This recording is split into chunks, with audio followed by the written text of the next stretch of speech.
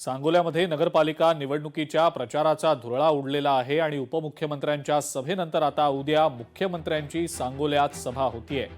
शहाजीबाबू पाटील यांना घेरण्याची रणनीती आखली जातीये। भाजप आणि शेकाप या दोन पक्षांकडनं ही रणनीती आखली जात असल्याचं बोललं जात आहे।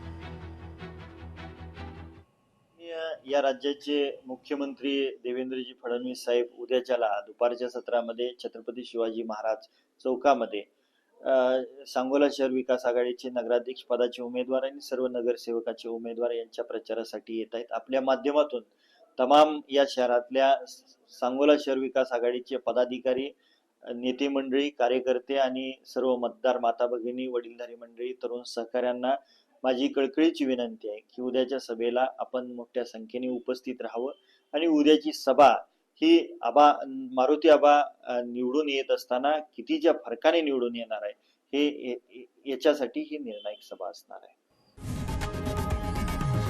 लोकशाही मराठी ऐका, पहा, जागरूक रहा।